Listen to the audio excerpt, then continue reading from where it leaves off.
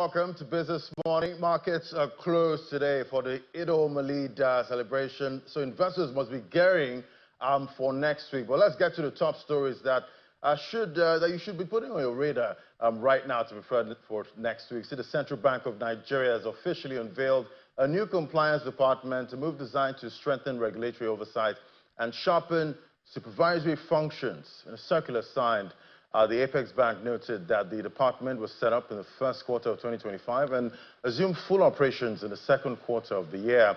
The development forms part of wider structural reforms aimed at unifying oversight roles, streamlining institutional mandates, and providing dedicated supervision for non-prudential and emerging risks.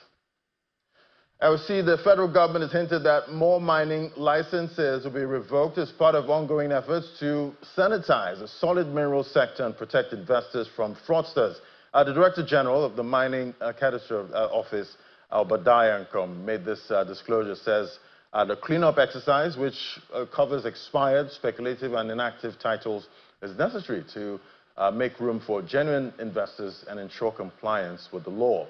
He mentioned that the agency had identified about 4,709 licenses, including 1,400 expired titles, 2,338 refused applications, and 971 notifications of grants where applicants failed to pay, leading to an outright revocation by the Minister of Solid Minerals Development, Dele Alake.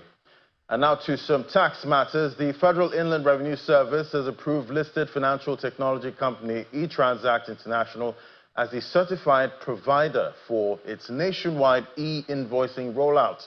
A statement issued by the FIR's Corporate Communications Department says that the approval strengthens eTransact's position as a trusted partner in government-led digitization of tax and business processes.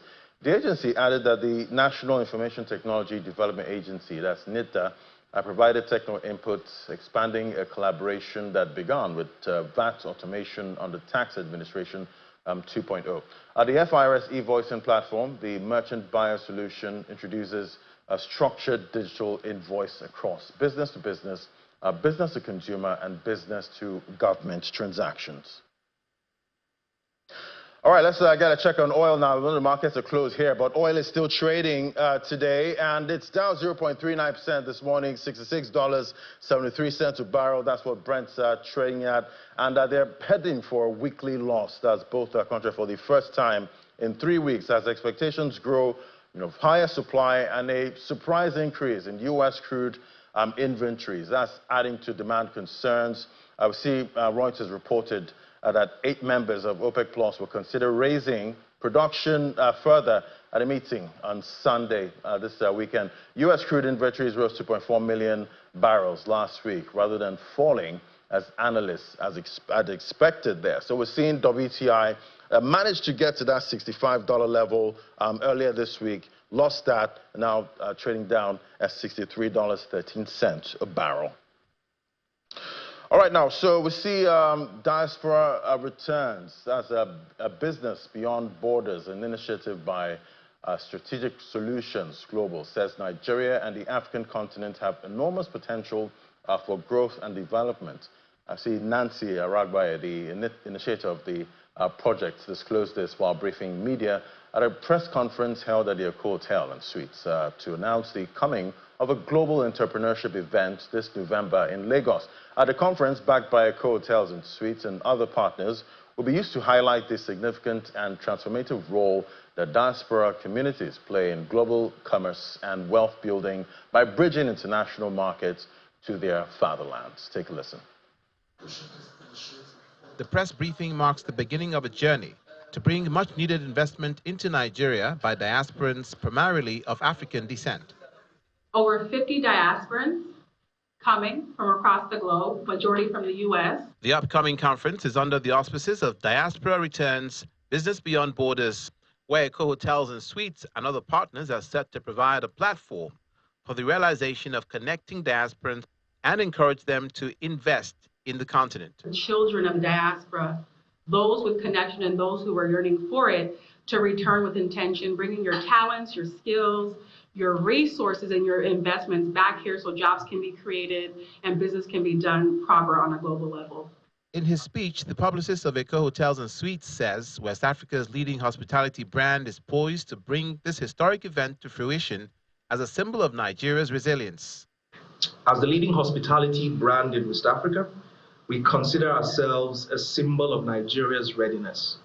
Readiness to welcome, to host, and to shine on the global stage. Hence, we understand the importance of platforms like Diaspora Returns. They remind the global community that Nigeria is not defined by its challenges, but by its resilience, its brilliance, and its unyielding spirit.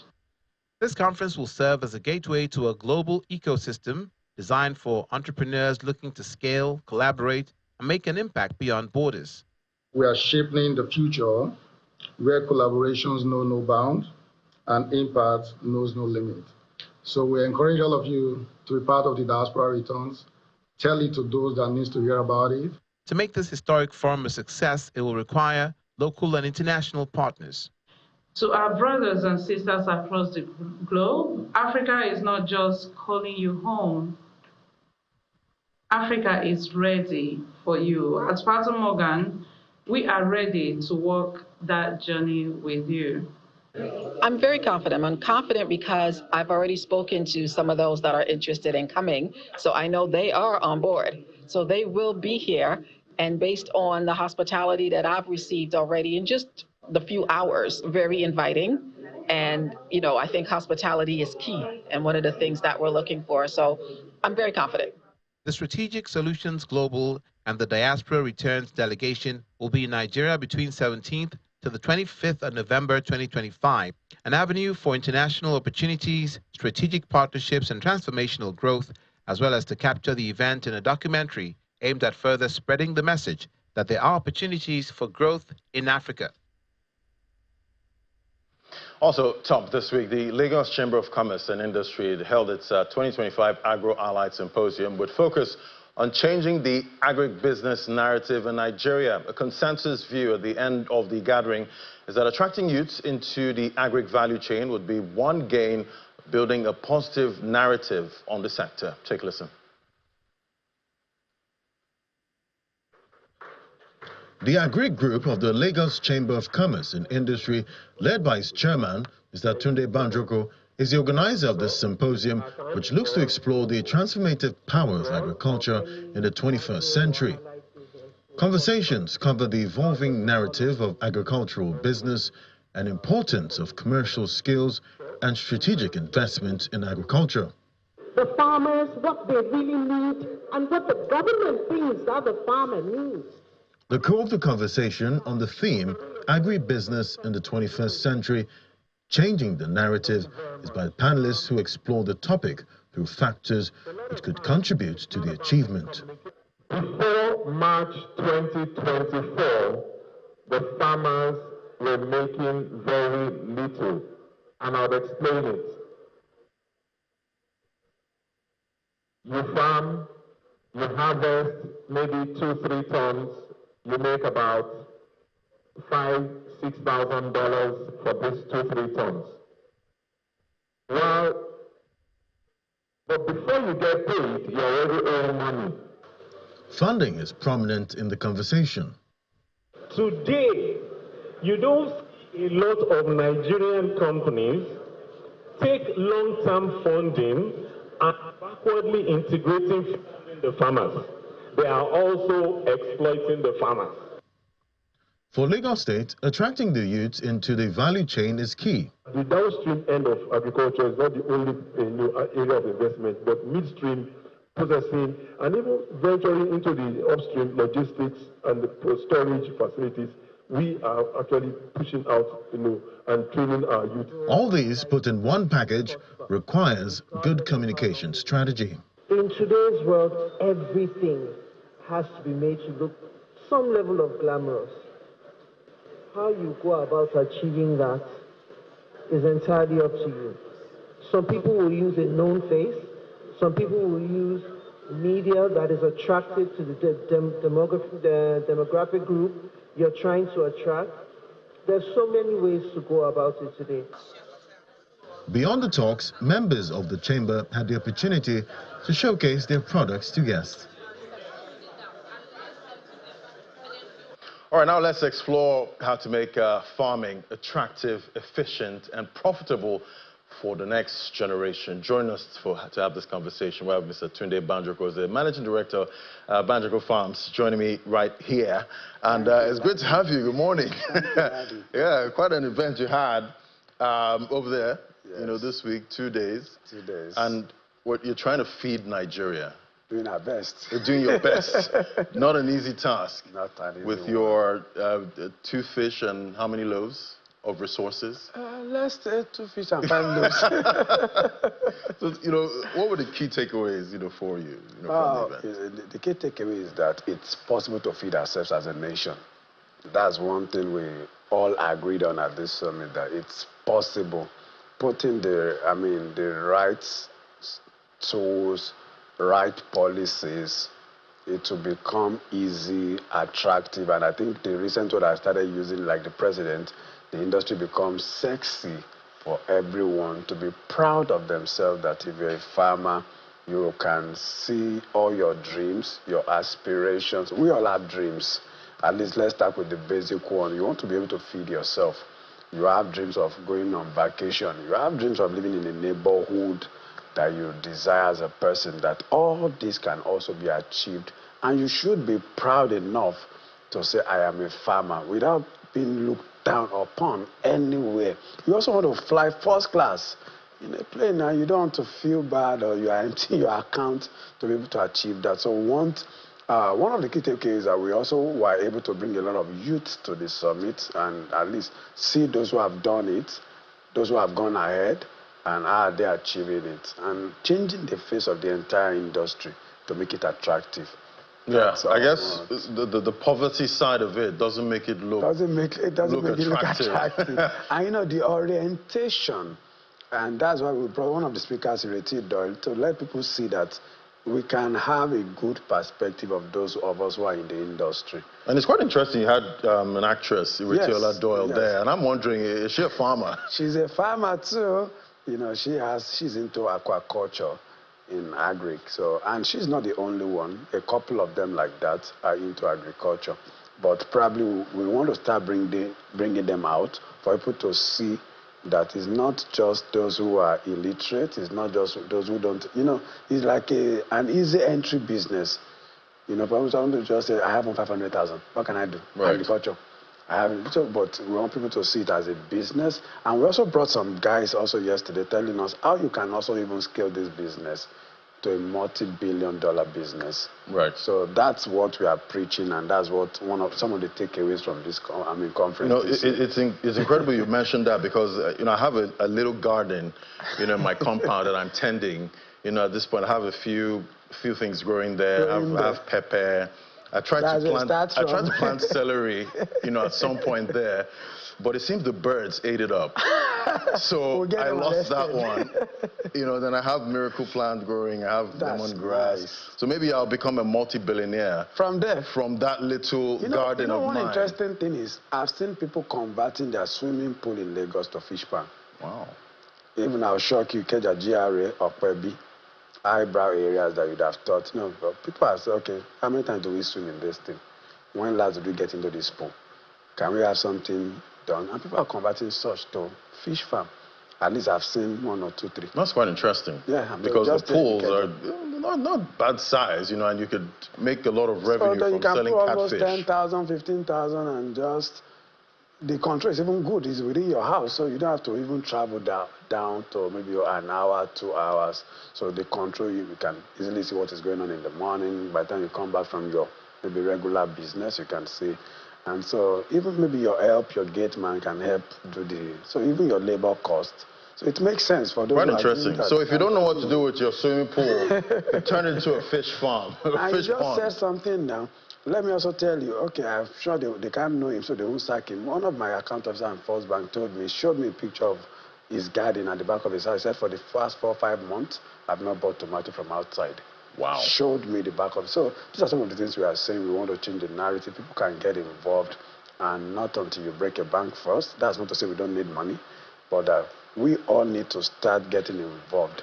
Somebody who has done a bit and can see the outcome will be encouraged to invest more in it, so we can, maximize our space and we can all start getting involved than ever before. Right. We need to change the narrative, the perspective of agriculture in Nigeria. For a long time, government has made agriculture to be like, when people are crying, what do? Let's talk agriculture. Just give them one bag of fertilizer, they will stop. Give them one Congo of rice, they will stop. But we need, it's not just, what do they call it, empowerment. They want to empower 2,000, what do we need to? They don't empower us with oil and gas. They don't empower us with IT. But it's simplest, they just say, go and give them one tuber, let them go and plant. So it's gone beyond providing seedlings. No. It's gone beyond seeing it as keep quiet. A keep quiet tool. Where you say, they are shouting, what do we need to give them? Give them one Congo of rice, let them go and plant. They'll keep quiet. We should start treating this thing as a business. Like one of our panelists was talking about yesterday.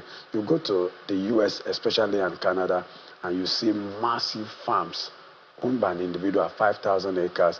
But here, you can hardly get such size without having to bring your grandmother, bring your grandfather, probably maybe your maternal paternal, you bring them together to be able to even afford. And how many young folks can even buy 1 or 2 acres from what they are making? And so those are some of the narratives we want to change, that if people are going into this industry, they have to be encouraged.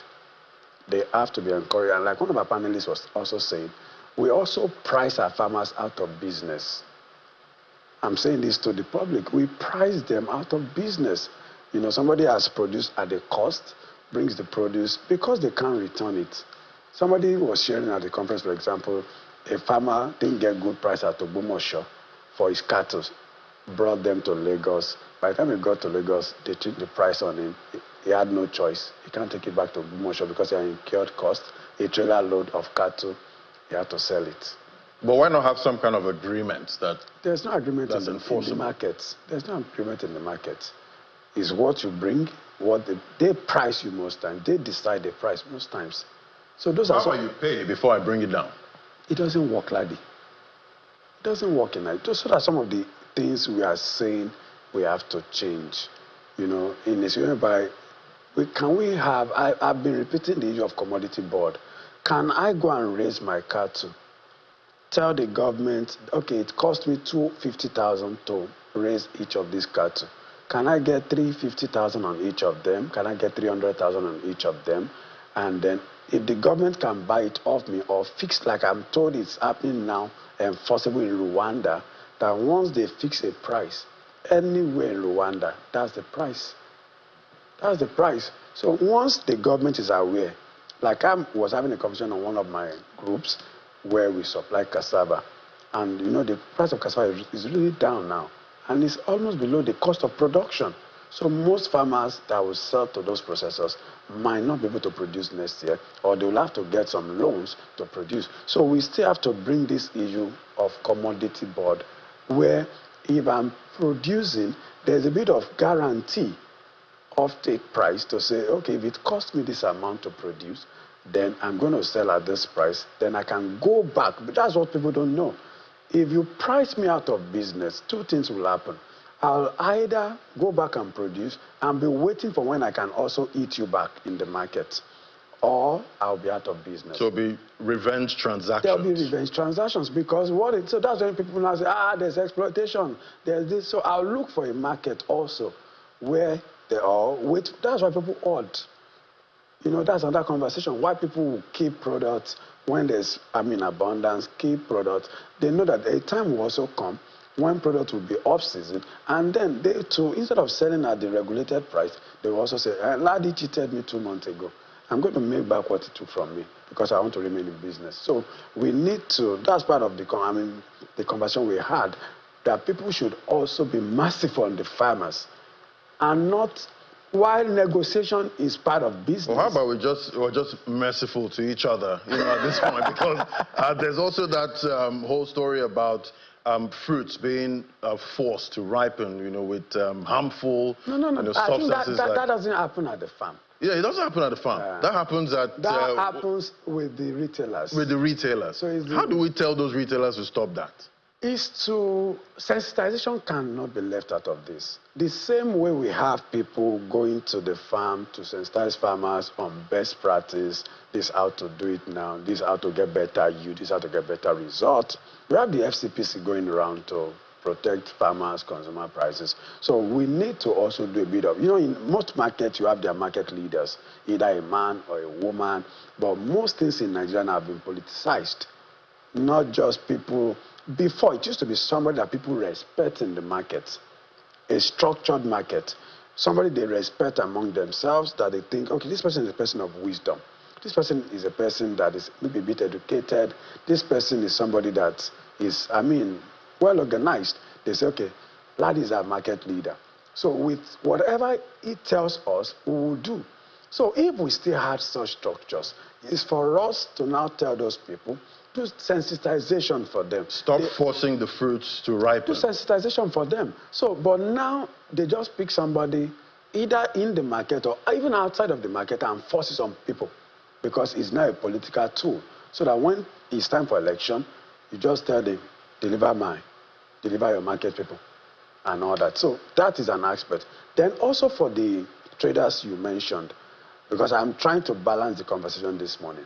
Why would they want to force something to ripen? Okay, some of these people rely on what they sell daily. If they don't sell in a day, some of them might not be able to take anything back home. So probably what they have, they are not guaranteed of. And you get to the market at times, part of what they brought the first day got spoiled because nobody bought 2 days. So you have tomatoes, nobody bought, or nobody was willing to buy at the rates at which you are willing to sell. So now, you have to now force some to probably get ripened. I'm not supporting the process, please, so that I don't tell people. Exactly. I'm not, but I'm only saying maybe there are some of the things that motivate and pushes them to want to have such, because there's no. And then the issue of storage, we can't overinvest. In some markets now, gratefully, there are some medium-sized storage, but I'm not sure most of our regular market people patronize them. I think the educated ones patronize them, where people have, but funny enough, I have one of them in one of our local markets in Lagos, who was also located to the US, got out of the business, located to the US. She put one in my 12, where people can come, store their fresh produce, and then they can move it at any time they want. Of course, somebody who is keeping such facility, it will be maintained at a cost. So you must also be willing to pay for such. But people would rather, instead of paying that extra cost at times, would rather say, no, I'll keep it myself. So it's a really, it's all intertwined. So the person running the storage needs to be encouraged with power. Because if there's no power, she'll have to rely on generator or solar. Which is also expensive. Which is also expensive to install. Right. So you can see that we can't talk about all these things without talking about finance. We can't talk about all these things without talking about policies, regulation. So the whole value chain needs... The whole value chain a lot of upgrades, at this point, and help. We need government. Right. And, I did, draw up some data. Youth in agriculture, the average farmer age about 50 plus. Yeah. Youth under 25, about 60% of the population. But the average farmer is about 50 plus. 50 at this point. Post-harvest losses, you did mention that 4 to 60% of losses, about 3.5 trillion yearly.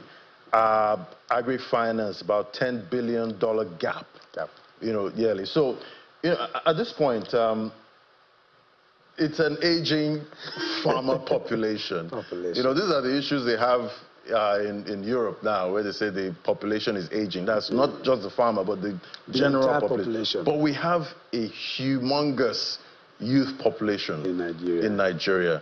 What are you seeing going forward? Do you see, with the policies you're seeing so far, the youths actually finding it attractive? And what more can be done? I'm not sure they are finding it attractive at the moment. They are not. But I know they like agri-tech. That's what I'm saying. So they like agri-tech, but how many of them can get into the agri-tech space?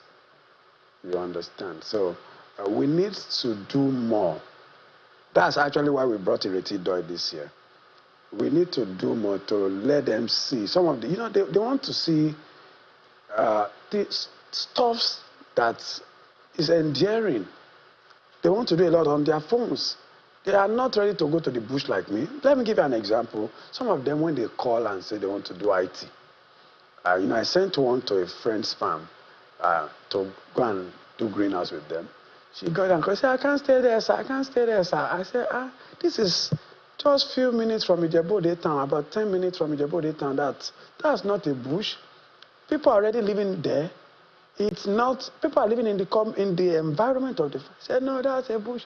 So you see so many of them, they are not ready to go into the primary production aspect. So, but I think one area that is a bit attractive to most of them is greenhouse vegetables. So, but it costs a bit to set up a proper greenhouse. Like we have a friend who does a lot of training for them, thousands of them every year in Abeokuta, trains them, put them on training incubator for about 3 months, 1 year. But we need to set up structures that can accommodate them. But I think the good thing is that some states are copying that model in Abeokuta, and I think I know of Nasarawa, I think Abuja, and some other states. So we need to support somebody who just graduated, or who do we call a youth? Somebody of 20, 25 who just graduated do not have such resources to set up structure. The structure they want, they don't have the resources to set it up. Exactly. All right, let's see how we can make the bush attractive for the youth. Thank you so much, Mr. Tunde Banjoko, Managing Director for Banjoko Farms. Thank you for coming on today. Thank you, laddie. All right, as Nigerians, investors struggle to beat inflation over 20% and the Naira, though stable, but some say undervalued. The search for safe havens and alternative investment is growing louder. Beyond gold, stocks, and real estate, a new question is emerging. Can Nigerian art provide inflation-proof returns? With works by, Ben Ayawawo, El Nasri, and Oluwole Omofemi selling for hundreds of thousands of dollars, even millions, both at home and abroad. Nigerian art is gaining recognition, not just as culture, but as capital. Now we ask, can art really serve as a hedge against inflation, and what risks should investors be aware of? Joining us for this conversation, we have Dr. Kunle Adeyemi. He's the creative director, Kunle Adeyemi Studios, joining me right here in our studio. Great to have you, sir. Good morning. Thank you so very much. Larry Williams. Yes, sir. Thank you to Channels Television again. You have actually been propagating the art. Yeah, we don't play with art in Channels. The Channels. Especially with Melinda. Yeah, with Melinda. I could remember the days of Joe Musa, Dapo, Adeni, who are the pioneer editors of Art House. And now Melinda, and he has actually taken it to a different level entirely. So art is another opportunity for investors to hold their money as well as be able to make gains on it, in the later. So we have in art, we have nursery market, we have primary market, and we have secondary market. Nursery market, if, for instance, I designed that myself. Nursery market, for instance, is when a collector visits the artist in the studio and says, oh, I like this work, I want it, and then he takes it, and years later, 2, 3, 4, 5 years down the line, he offers it for sale, and that it goes. The primary market is when the art is, that's the artwork now, is in the gallery, and then it's bought from the gallery, and then by the collector or by the art dealer, and keeps for a while, and at the end of the day, makes it out for sale at the secondary market. Secondary market is the auction market, where, some works are put on lots, and then at that, people start bidding, for it, and before you know it, the prices of art. And when people bid, bid, prices could go really high. Yeah, exactly. Let's look at some data here. Yeah. I did mention, Ben Ayawawo, 1917, 1994. One of the pioneers of he had a sculpture, sold for about £200,000. That's right. That's iron now. Right. Yeah, very popular iron. And a Tutu portrait. Tutu portrait, yeah. Sold for 1.2 million pounds. Yeah. That's a lot of money. It is. And, you know, definitely when you look at the cost of, I guess you don't look at cost of production when it comes to art. I guess it's the cost of the art, the mind. That's right. That produces that art. Very well, yeah. So is that what we're still seeing, you know, right now? Is Nigerian art still in high demand? It is. Is it because there had been a build-up, you know, of the Nigerian art? Of course, you know, Nigeria leads in Africa. You know, I can assure you that, particularly in the art. Each time I go out of the country, I see Nigerian art and Nigerian artists are doing well abroad. And so your record is very right, very, very correct. And in recent time, we've had some auction houses in Nigeria. For instance, one of the major auctions is the Art House, you know, Art House Contemporary. And they started this over time, and they have built up, you know, the energies. They have built up the revenue. For instance, an artwork is collected, I won't say peanut, but at least for a small sum. And then with all the fizzy, with all the visibility given to that art, the price of that art shot up. And so artists have actually been making some gains, as well as the auction house, and as well as the galleries. You know, so it's a value chain, you know, even material dealers, you know. So some of these things are, I can tell you from 2016, Art House, had about 175 million naira, you know. And when we're talking about it's just the fee, the value of the artist is different, but what the organization made, you know, 176 million in May alone. They do twice a year, May and November. And so in November of that year, they made so much, you know. 2017, they made about 160 in May. And then in 2014, November, in May, is 124 million. And so the December one, everything, you know, is there. So what am I trying to say? I'm saying that by the time people invest in art, just like gold, just like some of this talk, you know, in fact, as a matter of fact, it shot higher. I have an experience. Some works were given to Osagi, the one artist in Benin, late now. He was a sculptor, and the works were taken to a collector. And the man said, well, let me just buy it for buying sake, you know. And the man bought 4 pieces for 250 each, 250,000 naira. Honestly, the following 2 weeks, there was this auction call. And such work, and I'm talking about 10, 15 years back. And that work, I won't mention the name of the collector, but the issue is that work, one of the work, was sold for 5 million. That same in 2 weeks. 5 million naira. From 250,000 naira to 5 million. Can you imagine That's quite an appreciation. Exactly. Right there. But so the same thing. One thing is, you know, I'm just imagining I'm an investor now, and I'm a novice, you know, when it comes to art. And I don't know how to identify art that would appreciate, you know, in the future. Are there advisors, you know, out there that could, you know, point you in the right direction, you know, where you should actually, which art you should actually buy? You know, if you're looking to invest. Do I have to be an art enthusiast to play in this market?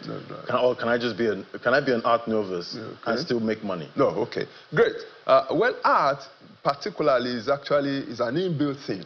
You must love it. You must be able to know that there is going to be, the interest must be there. And you must engage consultants. Some artists that are grown in the profession. You must engage some galleries that actually will tell you the truth about it. And then there are some artists whose works are really, really hot in the market. You know, may not happen to us. Some artists are late, and then their works start shooting up. I'll give you an example. Van Gogh never sold, he just sold one work in his lifetime. But when he died, his work shot up, you know, the work that he has produced. I was in the US in 1990. One of his work, the Sunflower went for $82.5 million at that time, you know. And then there's another painting he did, Dr. Sringeti. Dr. Sringeti went for so much money then. So there are investors who will advise, there are collectors, there are consultants who will advise. I said, this artist is doing it well in the market, and we know them. For instance, in Nigeria, it's a school. You talk about Yusuf Grillo, you talk about Onobra Peya, you talk about Ben Enwonwu, you talk about El Anasui, you talk about some of the, and the other younger ones are coming too. Abiodun Alaku is there, and some of the other younger ones, they're actually coming in the market. Some of my colleagues now don't sell in Naira. Sorry, we spend Naira here, but they rate their work in dollars because by the time you get that international acclaim and international... But that's good because that's attracting foreign currency. It is. Into the country. Dr. Kokola is right now in that realm. He's a young man in Ife, finished from University of Ife. Obafemi Awolowo University in Ife. And he's doing well all over the world. And so many other young Nigerian artists too. So art is a veritable area for investment. My worry is that our government, they are not tidying up. You need to put the right professional in the right place, and so that we can actually work with these parameters. We can work with these maxims. Right. We can work with some of these areas. But we have investors that like to, turn assets into, make them liquid fast. That's right. And, when it comes to art, it seems it's not that liquid. Okay. Yeah, because for you to I won't agree with you. Well, in my viewpoint, yes, I've just told you of somebody for 2 weeks, 250,000 naira to 5 million. I've just told you now in 2 weeks. Is that like the norm? When you're trying to sell art? Well, a business is up and down. It's not, if it's the norm. Or is it like selling land? You have to find that way to get that buyer. It is in that realm. Land, real estate, and all that. It's in that realm. That's the closest comparison. So when you buy the art from a good source, and you have provenance on it, provenance is very important. How the art is made, who is the artist, and all that. And not just all art anyway. The art is built by such names that are, purposeful in the field. All right. So, what are you seeing, going forward? We're still trying to, beat inflation. Yes, right. Most investors and consumers alike, at this time. What do you see for Nigeria's art scene, going forward? Do you see the volume of works coming up increasing? Do you see us, getting more foreign exchange, for most of the arts that are being, sold abroad? What are you seeing for that industry generally? Yes, it's possible that we beat inflation through the sales of art. Anywhere in the world, it's done. Like I told you, it's just like gold. When you think you have some money and you want to keep it, you don't want to keep it with this banking transaction of 10% or whatever, and it's safer, very, very safe, because your art is with you. Your art is kept somewhere, you can see it on a daily basis. So when the opportunity comes and the artist, is on the top, then you shoot it up at the secondary market, and it becomes money for you. So it's actually a veritable area of investment, both locally and internationally. You just read about Tutu going for 2-point-something million pounds sterling. 20-something million pounds. And investors are buying it. Now, the rate or the value of Tutu now is higher 4-5 times, than when it was bought initially. And how easy is it to discover undervalued art before it becomes popular and expensive? How, as an investor, how do you identify them? Okay, like I said, the artists must actually be in the field for a long time. Artists have their low times, their medium times, and their high times. And so when you invest in such artists, you are building that investment. You are building that future for your collection. You are building something that will be strong and that will be humongous in future. And so those are some of the things. For instance, again, I will mention here, the artists like Bruce Onwa-Peya, Ben Enwonwu. If you have them, you have gold already. El Anasui, if you have them, you have gold. Abiodun Alaku, you have it, you have gold. Some of these other, Kolade Oshinowo, Dele Jegede, some of these great artists, and some of them are still much around. About me, Baba. You know, some are late and some are. And then recently we had the printmaking grandmasters. We had Uche Okeke is late, but their works went up. Professor Wamboje, you know, Papa Ayebusi, you know, these artists have actually. So the works that they have produced, you know, art don't tarnish. Right. You know, when you keep it, for instance, the Mona Lisa created Leonardo da Vinci created Mona Lisa. Right. Mona Lisa up to today so popular. It's still being looked at. People still take ticket to go and watch it. Now, what happened to recently?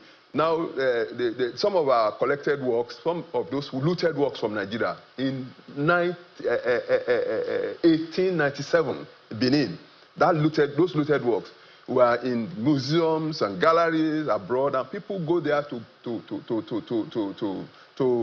pay money to see those works. Right. Now the Oyibos feel that, okay, let's return some of these works to them. They brought it back to Nigeria, you know, after so much clamor. I guess that's a story for another day. It's a story for another day. At this point, but that's the value. The value is high. It doesn't. 1897, those works were done by our unknown artists, you know, and today the works are still being valued highly. Fantastic. And Nigerian artists, I can tell you. Watch me hit the art market now to go and find my own treasure. At this point, I want to encourage you and anybody that is listening to us globally to please look for the Nigerian art or the Nigerian artist that is good enough that would encourage your investment now and in future. Fantastic. And again, Channel Television, I want to give a lot of appreciation to. I'm representing the artists here. A lot of appreciation to what you're doing to the visual art and then the other areas of art. Fantastic. Promoting, and so it won't go down. Thank you so much. Channels will not go down. Thank you, sir. Dr. Kule Adeyemi, and Larry Williams will not too. Amen. Kule Adeyemi Studio, the creative director. It was great having this conversation. Yes, I was actually the former dean of the School of Art Design and Printing at College of Technologies. I retired there a year ago. And I'm still, by the grace of God, doing well. Thank you so much for joining us. Thank you, Larry. I'm so appreciative of this. All right, on the global scene, see Stephen Miran, Donald Trump's nominee for the Federal Reserve Board, revealed during a Senate confirmation hearing that he plans to take an unpaid leave from his role as chair of the White House Council of Economic Advisors rather than resigning. It was an interesting exchange between Senator Elizabeth Warren, and that's a Democrat, and Dr. Stephen Miran, Trump's pick to join the Federal Reserve. Take a listen. We cannot ignore the elephant in the room, and that is that President Trump has launched an all-out assault on the independence of the Federal Reserve. Dr. Miran has said that, quote, to pretend that one can easily shift between highly political and allegedly non-political roles without letting political biases inform policy is at best naive and at worst sinister. So that's what you're about to do, go from a highly political role to a non-political role. And since you describe how you'll be informed by your political biases, I think the American people have a right to understand just how independent you are or are not. So let's measure that a little bit. Dr. Miran, let's start with an easy question to show that you have some independence from the president. Easy yes or no. Did Donald Trump lose the 2020 presidential election? Thank you, Senator Warren. Let me begin by saying, although we didn't have a chance to sit here. Probably have to. No, it's a yes or no. Microphone on, please. Hold on, microphone. Come on, and the chair is going to be tough on time. I just need a yes or no. Did Donald Trump lose the 2020 presidential election? Thank you, Senator Warren. Joe Biden was certified by Congress as the president of the United States. Right. So did Donald Trump lose that election? As I just said, Joe Biden was certified by Congress. Did Donald Trump lose that election? Can you say the words Donald Trump lost that election? Are you independent enough to say that? The Congress certified Joe Biden as president of the United States. So that was one. Let's try another. Let me ask you another question here. The Federal Reserve relies on accurate and unbiased data to make monetary policy, including data produced by the Bureau of Labor Statistics. President Trump recently fired the BLS commissioner, alleging that she, quote, faked the jobs numbers before the election to try and boost Kamala's chances of victory. Do you agree with President Trump that the BLS published fake numbers to manipulate the outcome of the 2024 presidential election? Thank you for the question, Ranking Member Warren. Look, the data quality from the Bureau of Labor Statistics... That's not the question about the data quality. Did, as President Trump said, the BLS publish fake numbers to manipulate the outcome of the 2024 presidential election? This is what President Trump said. Is he right? You're the head of the Council of Economic Advisors. The Bureau of Labor Statistics data on various measures has deteriorated steadily in quality over time. I understand.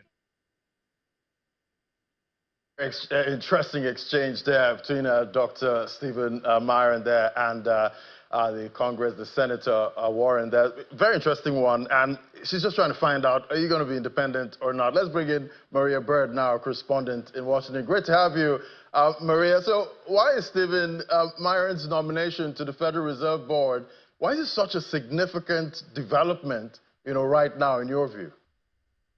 This is a very significant development. While we're in a position where the Federal Reserve has been under close watch, the president has been calling for interest rate cuts by the Federal Reserve Chairman Jerome Powell. There obviously has been some back and forth there.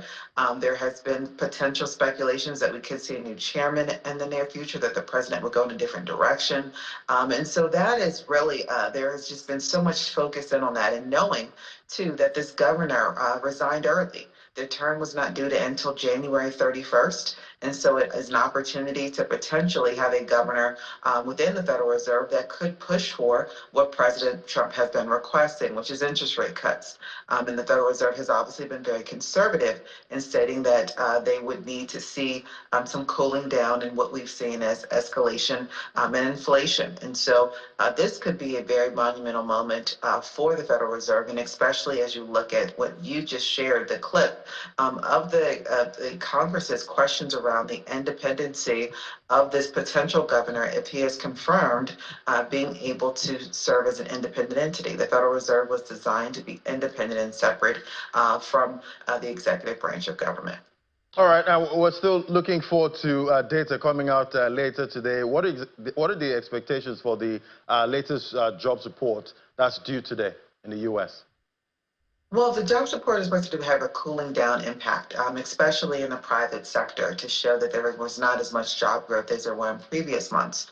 And some of that is kind of traditional for the month of August. Typically, the month of August is a cooling period anyway. There's not a lot happening as far as the labor market goes in that month. And so this is not untypical, so I think it is expected. The question just is going to be around how much of a cooling it has and what type of impact that could potentially have on unemployment rates. All right, thank you so much, Maribeth, for bringing us up to speed what to expect. And we know the markets right there in the U.S. open today. Thank you. Enjoy the rest of your day. All right, so that's the show for you today. Definitely investors will be itching for next week at this point. It's a public holiday. Go out there, enjoy yourself, have fun at home with your family. That's it from me on Business Morning. This morning, I'll be back at 1:30 to give you markets that are open today. Thanks for watching. I'm Ladi Williams. Bye for now.